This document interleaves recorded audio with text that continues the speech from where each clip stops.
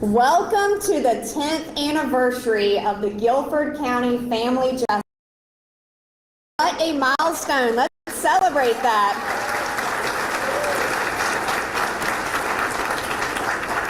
The years of planning leading to our grand opening have been followed by so much hard work and dedication day in and day out.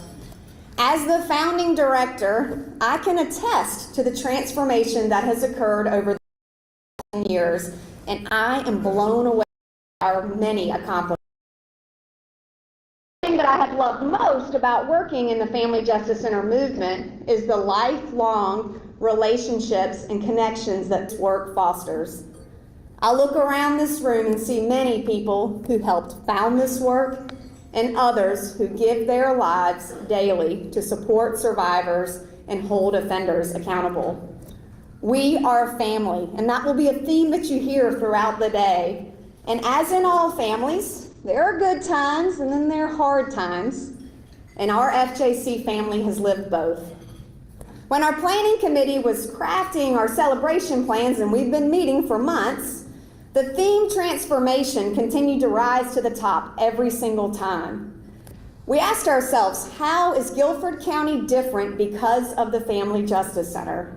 And we brainstormed a super long list, but in honor of our 10th year, we crafted a list of the top 10 ways the Family Justice Center has transformed Guilford County.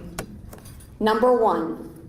Electronic filing for restraining orders. We took a process where survivors went 6 places and took almost 8 hours down to 1 place and within 2. Enhancing elder justice. Our collaboration is on the map for helping to train professionals statewide in how to respond and address to elder abuse. From the beginning, this has been a priority for our partnership and a growing issue concerning residents in Guilford County. And this year, and I wish I could have announced it today, but we're not quite there, we helped craft new legislation that has passed from the Senate to the House to create a new law to support victims of elder abuse so our partnership can better share information. So it's coming. Number 3, Camp Hope. I can't talk enough about this program, probably one of my most favorite components of our work, which launched in 2017, focused on giving children their childhood back after being exposed to violence and abuse. This work changes destinies and is true criminal justice reform. Number 4, our survivor-led initiatives, and many of our Voices Committee members are sitting front row this morning. Survivors are leading our work. They're influencing our decision-making, they're advocating, they're consulting, they're crafting meaningful programs, and their voices are at the top of our decision-making. Number 5, enhanced legal services. When we first opened, the number 1 unmet need of survivors coming into the Family Justice Center was access to an attorney before they started a legal process. And we partnered with Elon Law and developed and launched an emergency legal services program. Number 6, child medical exams. For almost 12 years, abused children had to go to a neighboring county to access medical care after experiencing abuse. Cone Health responded to the call and established a specialized medical clinic at the Family Justice Center. Number 7, expansion into High Point. We knew shortly after opening that there was a need to broaden our reach to ensure survivors countywide had access to life-saving services. And to date, over 25,000 survivors have visited our High Point office since opening in 2018. Number 8, full operations during COVID. When the world shut down, we knew that the Family Justice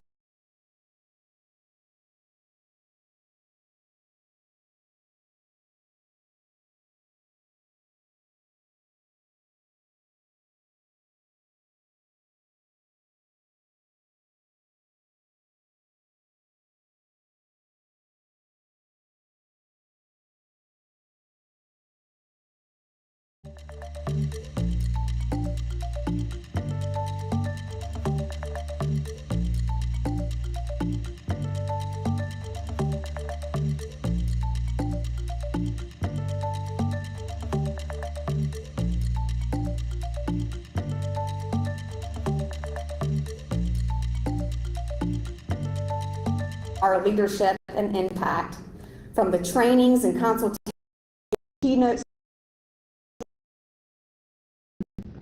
We also host, in partnership with our friends in Mecklenburg County, the largest statewide Family Justice Center conference in the country. Woo-hoo, right? Let's give Tim a round of applause.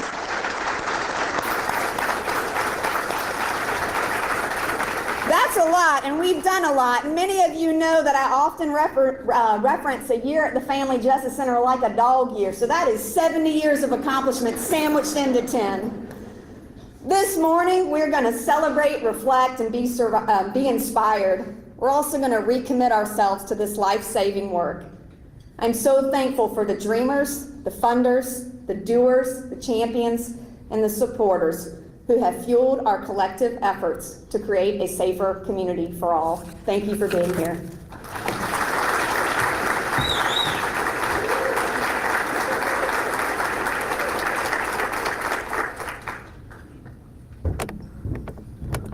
Good morning, everyone. It's indeed a great day to be here in Guilford County. Who would have thought 10 years ago we would have been here celebrating 10 years of the Family Justice Center? Let's give ourselves a round of applause for being here 10 years. You know, this has been a collaborative effort, working to make this dream become a reality.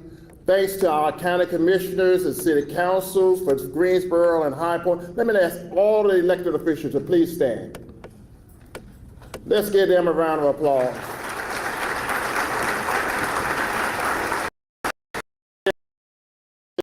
To this Family Justice Center over the 10 years that it's been in existence. Can't say enough about Katherine Johnson. I mean, everybody in the whole country knows her, and they want her to come there in order to try to create a Family Justice Center like we have here in the Greensboro, Guilford County, North Carolina. Let's give Katherine another round of applause for the hard work that she did.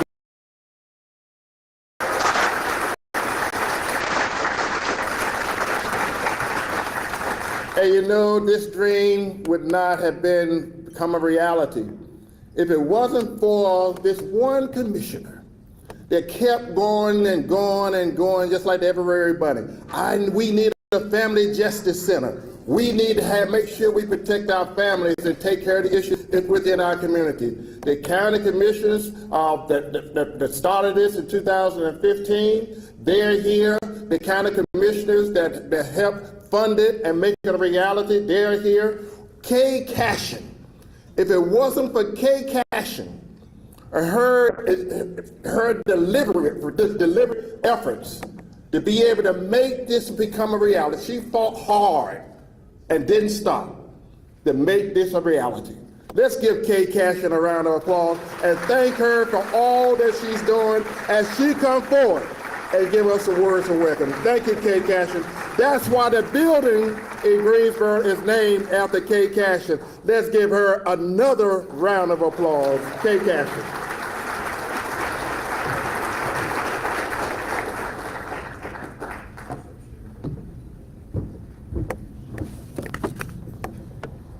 Good morning, everyone. I know you can do better than that. We are here to celebrate today. So let me try it again. Good morning, everyone. Good morning. That's a lot better. Thank you, Chairman Alston, for those kind comments. You know, nobody does anything alone. It takes everybody. And I go back to your theme of One Guilford. It takes everybody in Guilford County to make it happen. Now, this is a great day, celebrating 10 years. Catherine, I feel like we should have had some music going, something like Cool in the Game to say, woo, celebrate, celebrate. In fact, we could probably do it without even the music. So and somebody said, you know, she felt like shouting. Well, you know, that's okay too. As I look around this room, I see so many champions who have been with us from the beginning. And I also see many who joined us when they learned about our efforts. But we did this together. I want to take a moment to recognize my fellow Board of Commissioner colleagues who are with us today. In addition to Chairman Alston, Commissioner Brandon Ray Hill, and if you just stand, because these are the funders, Commissioner Alan Perdue, where are you? Here you are. And a couple others who are running late who will be here to join us. So let's give our commissioners a round of applause. I would also like to welcome council members from the City of Greensboro and High Point. Any council members who are here from the City of Greensboro and High Point, please stand. So they're in this with us. So and at this point, I'd like to say the Guilford County Family Justice Center is the most outstanding example of municipal collaboration in Guilford County's history.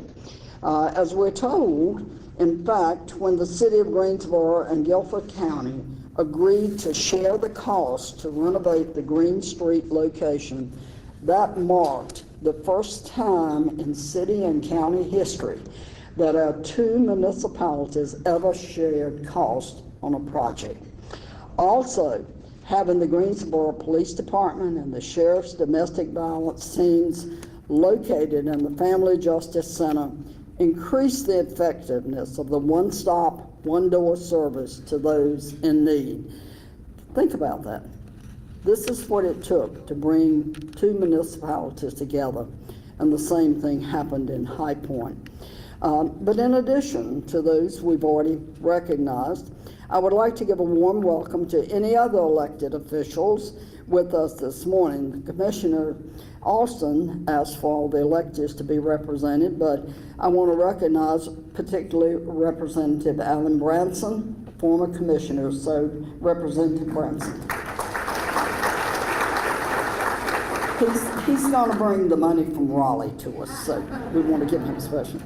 To the Family Justice Center Steering Committee members who invested so many long hours, month after month, to build the operational plan for the center, please stand and be recognized. All of you who meet monthly or every other month, the steering committee that's been going on across the room.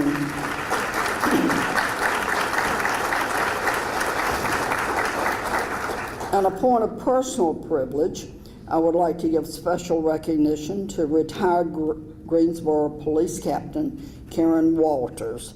Her leadership in the development process and her ability to bring together partners was impactful. Karen, where are you?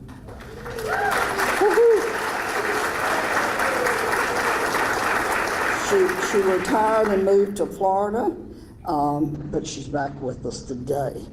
And then my very personal thanks also to the Family Justice Center Commissioners Founding Committee that served over the years with me. Most are here in spirit today only. Commissioner Jeff Phillips, Hank Hannon, Alan Branson, and Alan Perdue, both here today. Mostly, as I said, in spirit. It was a long haul. As a matter of fact, I thought about last night how long we had been at this. I remember that our clerk, Robin Keller, drove us down to Fayetteville for a tour of that center and to talk with one of the judges there. And she was so pregnant, we were afraid we were going to have to deliver her on the way back. Last night, her son got honors at his graduation. So we've been at this a good 18 years. So, you know, as we look at each other, we wonder, how did we get here? It was a long time coming, but you know what? It was worth it. So let's just stop right now and just say, let's each of you give each other applause, because every person in this room had a part in this. And all of you are wonderful, wonderful. I was asked to give a little bit of the Family Justice Center's history,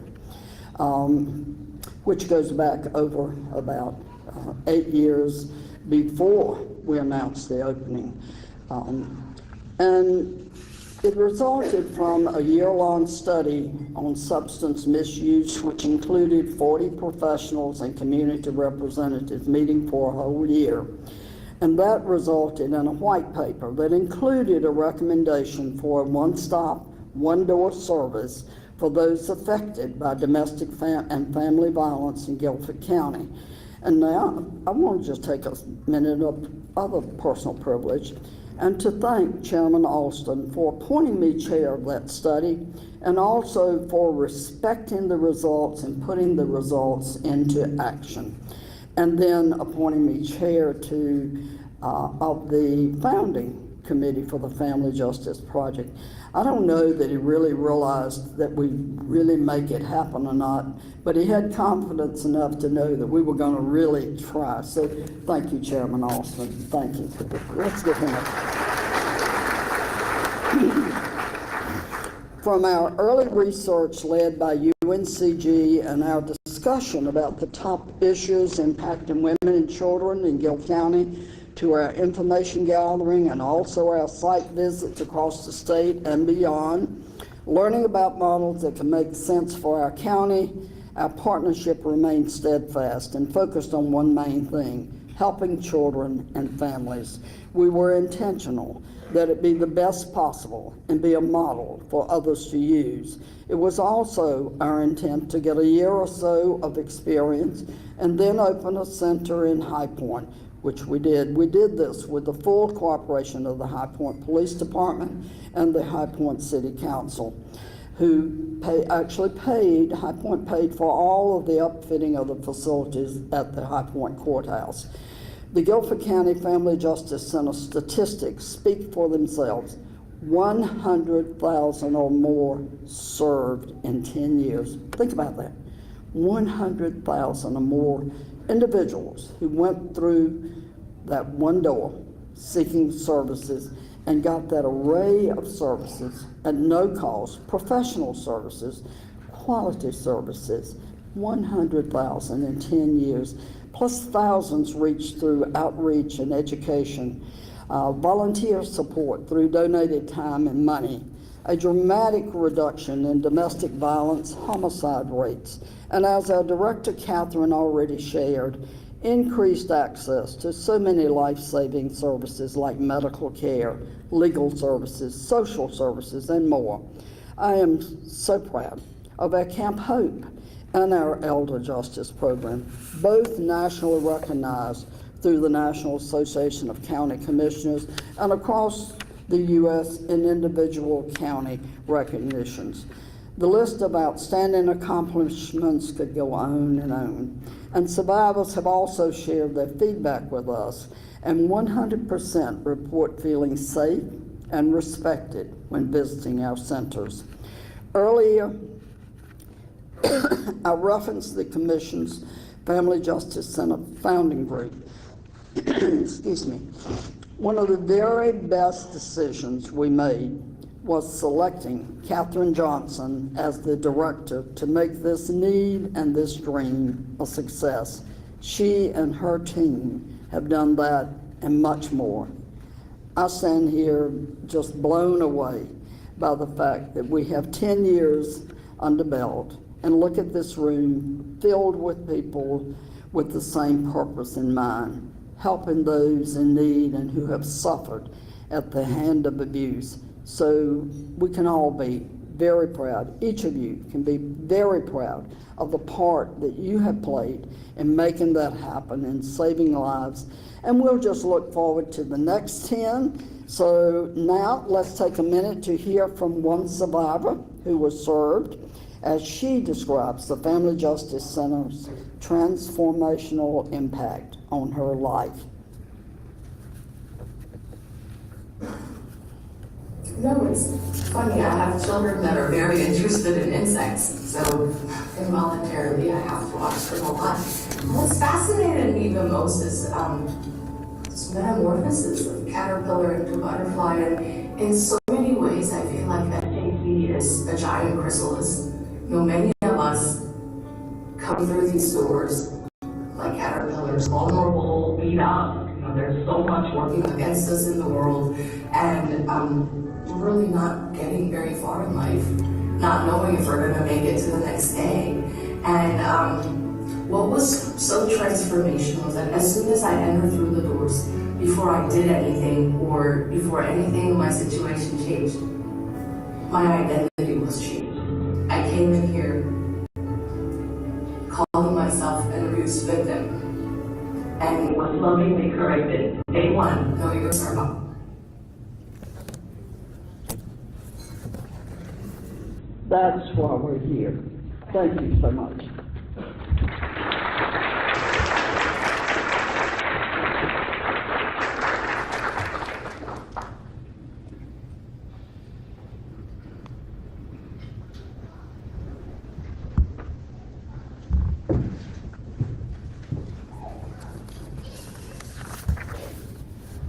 So good morning. A beautiful morning from my view, I tell you that much, because everyone here is here for the reason of celebrating the Family Justice Center. Think about what happened prior to the Family Justice Center. People had no place to go.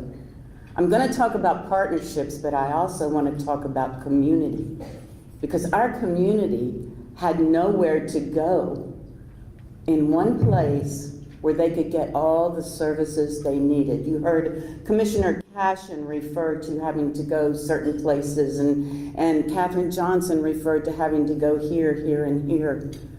I know that the partnerships with each other and all of the people involved, but also the partnerships with our community, spreading the word. I was never so excited as the day we opened the Family Justice Center. I think you can see in my face at the ribbon cutting. What an amazing collaboration between the county and the city. I had many times called the police department because I knew people who needed assistance. And I was asked to come in to be on the steering committee, to be in the early stages of trying to figure out what could we do for our community.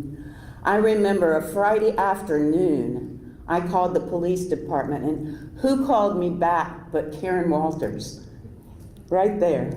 And I'm thinking, pretty cool, you know, call you back on a Friday afternoon. I was actually running my restaurant, but I had a domestic violence victim there, and called her. She found who we could go to, what we could do. You know, domestic violence can affect anyone.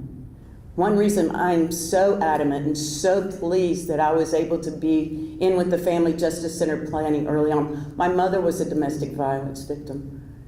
And that gave me the impetus. My mother was there at the ribbon cutting, and she said, oh my God, if I had had somewhere to go, I would not have been in danger. So I'm here to talk about partnerships. I definitely want to commend my council members for being here. I see Zach Matheny, Tammy Thurm, Nancy Hoffman, and everyone in the room, because we are the community. We are the ones who can reach out with our professional partners and have places for domestic violence victims, elder abuse victims, child abuse victims to go, where they are cared for with compassion and with services that will help them. So the Guilford County Family Justice Center is one safe place, and it has many partners and one united mission, you know, one-stop shop. You know, that might be a cliche that's getting old, but I still love it. There's so many things that we can do that could have a one-stop shop, make sure everyone is taken care of. I do want to list a few of the agencies, and this is not the complete list. As you know, there are many. But we have the Children's Law Center, we have Cone Health System, we have Elon University School of Law, Family Services of the Piedmont, of course the Greensboro Police Department, Guidance Carolina, Guilford County Clerk of Court, Guilford County Department of Health and Human Services, the Guilford County District Attorney's Office, Guilford County Family Justice Center, Guilford County Sheriff's Office, High Point Police Department, and many, many more. Legal aid is another one. So I've been a member of the steering committee almost since day one, not quite as early as Commissioner Cashin, but I came in and I was thoroughly impressed with the energy in the room, with everybody wanting to come together. From the FJC, partners sign and they align to provide wraparound services. And with the dedication of them, they take care of children, adults, seniors, anyone who needs assistance. You know, we have the Hope Camp every summer. I really want to challenge you at some point, you know, have Catherine take you there. You will be amazed at the children who are in Camp Hope and who go on to help break that cycle of violence. It's amazing. You will walk away inspired. So we had the investment from local government. Everyone was involved. Everyone was vested. All the police chiefs,